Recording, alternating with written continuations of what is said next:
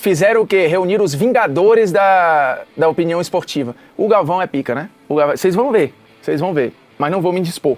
Farei tudo aqui, ó, no maior profissionalismo. Galva está na Band e ele leva uma galera lá. Meu irmão, ele conseguiu reunir no mesmo programa Luxemburgo, Neto e Leão. Todo mundo com opinião muito, muito forte. E aí vamos ver aqui o que eles falaram.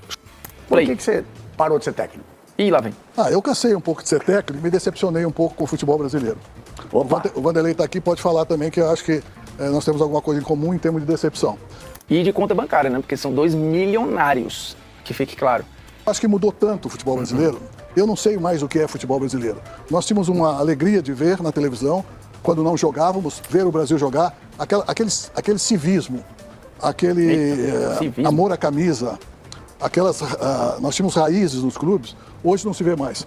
E eu estou muito decepcionado também com aquilo que está acontecendo, que nós só temos a maioria, você pega os times, a maioria não é técnico brasileiro, primeira coisa. E o técnico brasileiro, tem um técnico aqui que é o Vanderlei, virou coadjuvante. Tem muitas pessoas na frente dele antes de tomar decisão. Mas a culpa não é de quem, Leão? Aí aqui é complicado. Eu acho que assim, a gente desenhou esse caminho, entendeu?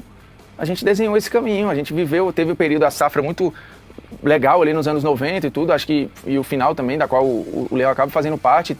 Mas eu acho que a gente sentou numa vantagem, assim, entendeu? Da grife do futebol brasileiro, e a gente não foi percebendo o mundo mudar. E aí a culpa não é do mundo, quando a gente não percebe o que está acontecendo. E nesse caso aqui, o mundo é o futebol. O esporte, as mudanças que o esporte sofre, elas não estão no nosso controle. Mas nos adaptarmos a ela, aí eu acho que está. E aqui eu acho que a gente teve uma enorme dificuldade de isso acontecer. E aí eu acho que a gente ficou um pouco para trás, né? Do ponto de vista de percepção tática e tal, porque sim, o futebol é um jogo. Essa parte está ali, não adianta ignorar. Enfim. E o que me incomoda um pouco, assim, técnicos brasileiros, isso inclui o Leão, o Parreira, Filipão, Abel Braga. Cara, esses caras foram bem recebidos lá fora. Eles tiveram passagens no exterior, ganharam muito bem lá, seja no mercado asiático, seja no futebol europeu, seja em outros lugares, assim, eles ganharam, eles foram bem recebidos. E aqui virou uma parada meio nós contra eles e tal, o técnico estrangeiro virou uma grande ameaça. Mas a gente não foi visto como uma ameaça lá. Essa parada me incomoda um pouco, assim, eu confesso que eu não gosto. E pessoas que não são do ramo e não sabem tomar decisão. Isso é uma verdade. E o seguinte, o treinador hoje vai armar um time brasileiro, ele tem 6, 8 estrangeiros nesse time brasileiro.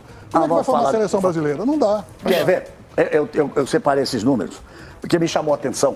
Vocês sabem quantos jogadores estrangeiros jogaram nessa rodada de sábado e domingo? 79! Gente, isso é uma coisa... Só o Mirassol é o único time da primeira divisão que não tem nenhum jogador estrangeiro. O Luxemburgo, você não pode estar certo. Mas por que não? Discutindo muito, técnico brasileiro, que os estrangeiros tem que estar, tem que discutir a essência, a nossa origem.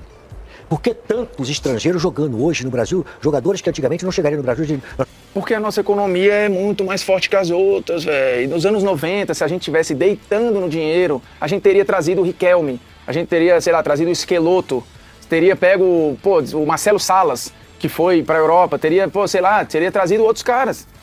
Mas a gente não deitava economicamente como agora, então tem muito dinheiro. A gente é muito mais poderoso financeiramente que todos os outros países da América do Sul, e isso deveria ser visto como uma coisa boa. A gente poder ter aqui, como teve o Suárez um dia desse, poder ter o retorno de caras grandes do futebol brasileiro, com salário de estrangeiro, poder manter há tanto tempo aqui o Arrascaeta, que talvez jogasse aqui nos anos 90, ou início dos anos 2000, talvez ele não conseguisse segurar e esse cara saísse. Como a gente viu sair vários outros, como a gente não conseguiu segurar nem os nossos. Pô, velho, vamos ver o resto aqui. O Chamas está falando Casa Grande lá. O jogador é bom jogador, mas bom jogador porque não temos jogadores nossos jogando no futebol brasileiro. Nós não temos os treinadores, o Leão falou aqui, cara, me botam como terceiro, quarto, porque eu tenho 72 anos, né? Tá tudo bem. Me botam como terceiro, quarta opção, aonde vem treinadores aqui que nem sei quem é e nunca ganhou absolutamente nada. Cara, assim, o Internacional, o Grêmio, o São Paulo, o Palmeiras, vários times têm entre os seus grandes jogadores da história estrangeiros, em outros períodos, inclusive, nos anos 70, ou nos anos 80, ou nos anos 90. Talvez o maior lateral direito da história do Grêmio, que é o Arce, é estrangeiro. Lá atrás, o Grêmio foi campeão nos anos 80 com o estrangeiro também. E a gente fica nessa, caraca, como se o futebol brasileiro não ganhasse, porque tem muito estrangeiro. Porra, a atual seleção do mundo, que é a campeã do mundo argentina, os seus jogadores estão todos jogando fora. E eles só não têm uma porrada de estrangeiros jogando lá porque eles não têm dinheiro, porra.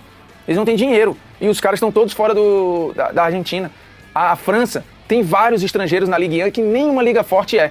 E isso não impediu que a França fosse campeã do mundo. Nem que a Espanha fosse campeã do mundo com uma porrada de estrangeiro. A Inglaterra chegou na final de Euro e semifinal de Copa. Chegou em 2 finais de Euro e final de Copa. E é o país, a Premier League, que é abarrotada de estrangeiro. A Itália nos anos 80, nos anos 90, que era o maior campeonato do mundo, estava cheio de estrangeiro. A Itália foi campeã do mundo em 2006, a Itália foi campeã do mundo em 82. O que diabos tem a ver os estrangeiros com isso, cara? O intercâmbio cultural só faz bem ao jogo. A seleção brasileira, quando foi campeã do mundo em 58 e 62, ela teve uma puta influência no 4-2-4 do futebol húngaro. A gente tinha no Brasil técnicos húngaros que foram fundamentais para influenciar a formação que consagrou a era de ouro do futebol brasileiro. E a gente tá aqui reclamando, cara. Nos anos 30 e anos 40, que a gente estava muito atrás de Uruguai e de Argentina, a gente teve técnicos uruguaios e argentinos aqui para fazer o nosso futebol crescer. Não existe futebol brasileiro sem uma pitada de um estrangeiro. Não existe. Como não existe futebol no mundo sem intercâmbio cultural.